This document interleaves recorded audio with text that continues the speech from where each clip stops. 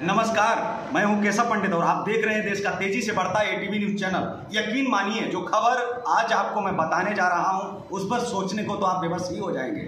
अगर आपके पास आधार कार्ड नहीं है तो आप अस्पताल जाने की आप छोड़ दीजिए, क्यों ना मरने की हालत में हो, क्योंकि आपके साथ जो उसके बाद में होगा वो आप सोच भी नहीं सकते।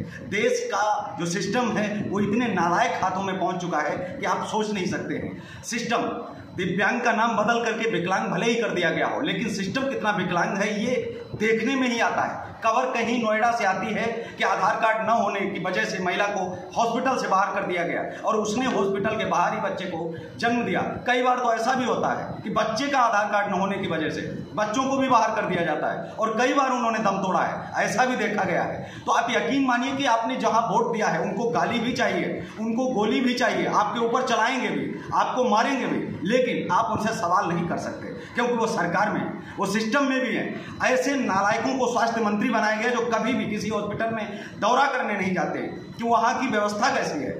इन्हीं सब चीज़ों को लेकर के जब हम सवाल उठाते हैं तो इन लोगों को चिड़सी लग जाती है, मिर्च भी लगती है, लेकिन सवाल गलत नहीं होता है। अगर कहीं स्वास्थ्य मंत्री धोखे से मिल गए और सड़क पर आपने पूछ लिया कि सर ऐसी व्यवस्था यहाँ है, तो आप यकीन मानो कि भूमंडल में भूचाल आ जाएगा, आपके खिलाफ FIR भी हो जाएगी, जेल में भी आप ठूस दिए जाएंगे। और अगर कहीं मंत्री जी ज़्यादा नाराज हो गए तो आपकी पूजा भी हो जाएगी, आप 6 महीने तक बिस्तर से उठ नहीं पाएंगे। दवाई की तो आप बात छोड़िए, दवाई का ढेर लग जाएगा आपके घर पर, खाते खाते थक जाएंगे आप। स्वास्थ्य मंत्री अगर नाराज हो गए तो शायद दवाई का मेडिकल स्टोर आपके घर के बाहर ही खुलवाना ना पड़े।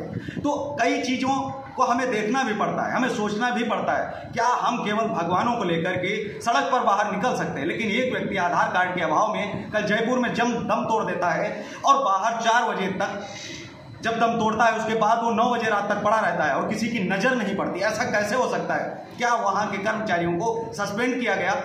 नहीं। क्यों? आखिर सरकार किसकी है? सरकार तो कांग्रेस की है। काम तो हम वही करेंगे।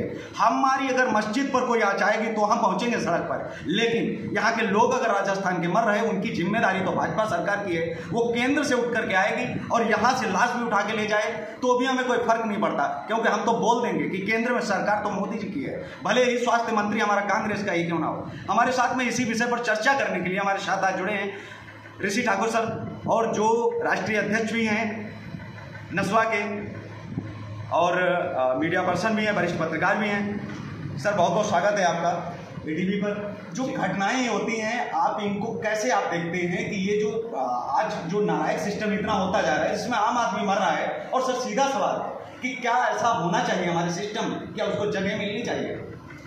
देखिए, ऐसी बात है कि ये जो जयपुर में घटना घटी है, जिसके ऊपर बहुत शर्मनाक घटना घटी है।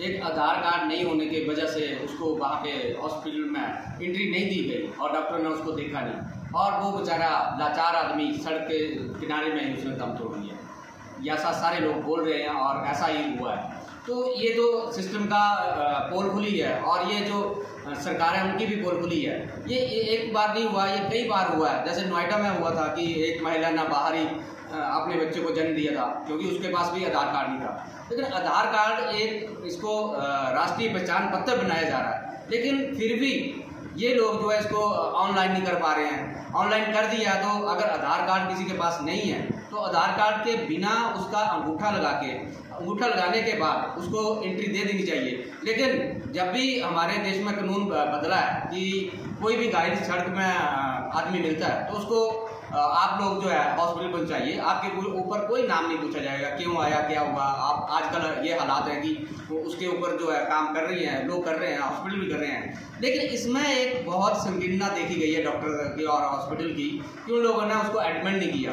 अब बड़ी बात तो ये है कि इन लोगों के जैसे यूपी सरकार अपराधियों के घर जो जमीन दोज कर रही है, उसी तरह से इन डॉक्टरों के, इन जो सप्लाई साहब जो है जो कि सरकार में बैठे हैं, इन लोगों के, मंत्रियों के, इनके घर भी जमीन दोज उसी तरह से होने चाहिए।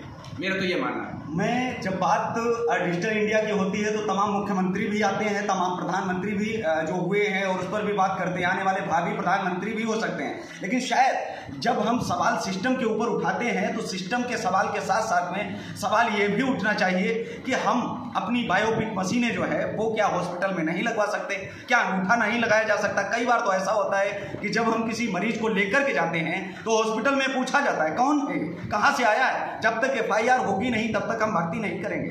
क्या सरकारी हॉस्पिटल इस चीज़ के लिए बने हैं? वो दोषी भी है, अपराधी भी है, आतंकवादी भी, तब भी आपको भर्ती करना पड़ेगा। लेकिन इस देश में गरीब भर्ती नहीं हो सकता। अगर वो सड़क पर दम तोड़ रहा है तो उसको दम तोड़ना ही पड़ेगा, और जितनी जल्दी हो सके दम तोड़ दे।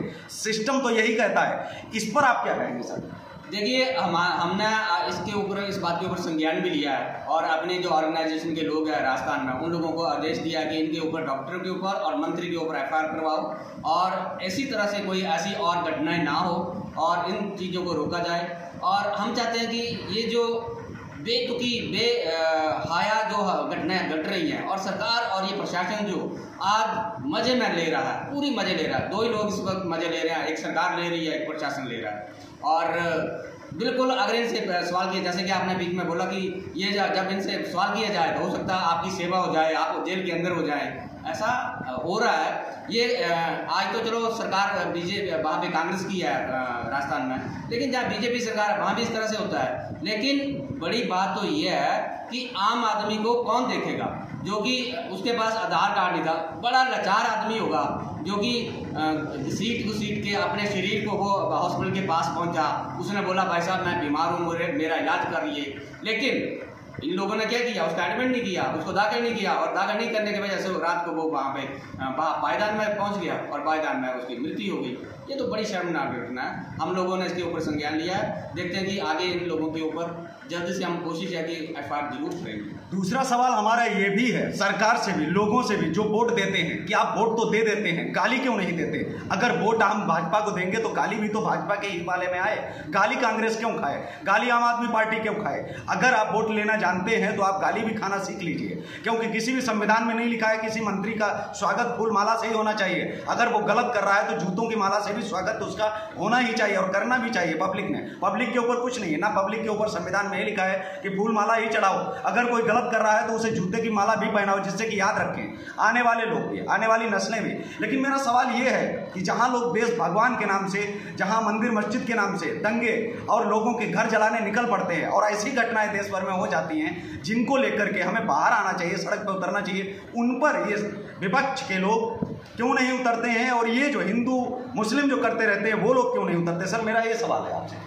देखिए, ये जो लोग हैं, पार्टियां भी आज हिंदू मुस्लिम कर रही हैं। एक बोलती है कि मैं मुस्लिम की पार्टी हूँ, एक बोलती है कि मैं हिंदू की पार्टी हूँ। इन लोगों ने धर्म के नाम पर बांटा हुआ है और धर्म के नाम पर ये कार्य कर रहे हैं। हमें लगता है कि इस चीज़ से आगे उठना चाहिए। हमारी जो ऑर्गेनाइजेशन है, संस्था नस्वा NGO, जो आप पूरे देश में काम कर रही है, उसमें हम लोगों ने किया कि आप जो हमारे संविधान के कर्तव्य हैं, 11 कर्तव्य हैं, उनके ऊपर काम करो। आप लोग अगर उनका फॉलो करो, आप उनके पीछे चलो, आप उनको पालना करो। अगर 11 कर्तव्य की आप पालना करेंगे, कोई धर्म नहीं आएगा, कोई मूर्ति पूजा नहीं होगी, कोई इस्लाम नहीं आएगा, कोई जिहादी नहीं होगा। उसमें आदमी जब अपने कर्तव्य पढ़ेगा, 11 कर्तव्य जो हमारे संविधान में दिए गए हैं, अगर उनको पढ़ लेगा तो कभी वो गलत नहीं करेगा, उसका पालन करेगा, कभी गलत नहीं होगा। ये हिंदू मुस्लिम सिख ईसाई की जो राजनीति है वो भी खत्म हो जाएगी। और मुझे लगता है कि आने वाले लोगों को हम अवेयर कर रहे हैं, और हम कोशिश कर रहे हैं कि हमारे बच्चे जो आने वाली नस्ल है उसको ज़्यादा अवेयर कर रहे हैं, और हम इनको पढ़ा रहे हैं कि आप जो संविधान में हमारा, उसको ही आप भगवान मानो, उसको ही अल्लाह मानो, उसको ही गुरु मानो। और गुरु सबसे बड़ा हमारा संविधान है, उसका अगर आप पालन करोगे, उसके कर्तव्यों को जो 11 दिए गए हैं उसमें कर्तव्यों का पालन करोगे, आप जिंदगी में कभी बुरा काम नहीं कर पाएंगे और गलत रास्ते में नहीं जा पाएंगे। एक अंतिम सवाल मेरा है, जब अदालत में कोई केस पहुंच जाता है, जब अदालत में कोई बात पहुंच जाती है, तो उसके बाद में उस पर को लोग चर्चा करने से बचते हैं, कतराते हैं, कहते हैं कि ये केस तो अदालत में है, हम अगर चर्चा करेंगे तो गलत होगा, ये न्याय संगत नहीं है, न्याय के विरुद्ध है, और हम उस पर कोई टिप्पणी भी नहीं करना चाहते। लेकिन सवाल मेरा फिर वही है कि टीवी डिबेट में मौलाना क्या कर रहे हैं, टीवी डिबेट में भाजपा प्रवक्ता क्या कर रहे हैं? विषय भी वही है। अदालत में जो विषय जाते हैं, जिन पर केस चल रहा है, वो चलाए आखिर क्यों जाते हैं? और देश में क्या अदालतों को केस लेने के साथ साथ क्या टीवी डिबेट पर प्रतिबंध लगा देना चाहिए कि इस विषय पर अगर कोई डिबेट होगा तो हम उस चैनल का लाइसेंस रद्द कर देंगे? क्या ये होना चाहिए या नहीं? देखिए, ये आजकल बहुत एक जो हमारा चौथा स्तंभ है, मीडिया से मैं भी जुड़ा हूँ, आप भी जुड़े हैं, और हम एक ऑर्गेनाइजेशन से भी जुड़े हैं, लेकिन ये बहुत हमारा देश जो बहुत एक तरफ जा रहा है। कोई कांग्रेस करता है, कोई बीजेपी करता है, कोई हिंदू करता है, कोई मुसलमान करता है। ये बड़ी गलत चीज़ है, ये बिल्कुल नहीं होना चाहिए। दोषी जो है, दोषी को अदालत बाद में सजा सुनाती है और मीडिया में वो पहले दोषी करार कर दिया जाता है। ये आपने बड़ा अच्छा सवाल किया। आज मैं आपके माध्यम से, आपके ATV न्यूज़ के माध्यम से बताना चाहता हूँ दर्शकों को कि ये जो चीज़ है बिल्कुल बंद होनी चाहिए। जब तक अदालत में मामला जाता है उसके ऊपर कोई टिप्पणी नहीं होनी चाहिए। लेकिन ये जो लोग हैं आज बड़ी बहस जो है और बड़े जो कॉलम बनाते हैं उसको एक नीचे शाम को बड़ी चीज़ें करके और उस विषय के ऊपर वाद विवाद करते हैं। और वाद विवाद करने से बहुत सारा नुकसान हो रहा है और जो एक दोषी नहीं होगा उसको भी ये दोषी करार करके मतलब अदालत बाद में दोषी देती है।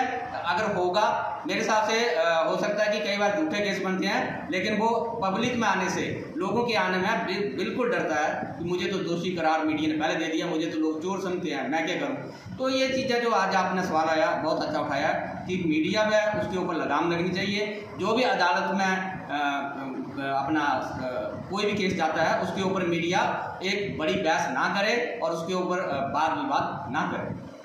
जी शुक्रिया सर। और हमारे साथ में थे वरिष्ठ पत्रकार, वरिष्ठ समाज सेवी, जिन्होंने बेबाकी से अपनी राय भी रखी और उन्होंने कहा कि सरकारों को भी समझना होगा, समाज को भी और सिस्टम को भी, मीडिया को भी कुछ ना कुछ तो बदलाव करना ही पड़ेगा। तो आज के इस कार्यक्रम में इतना ही, आज के इस खास मुलाकात में इतना ही। हमें दीजिए इजाज़त, नमस्कार। और आप देखते रहिए देश का तेजी से बढ़ता है ATV न्यूज़ चैनल। हम तो पूछते रहेंगे।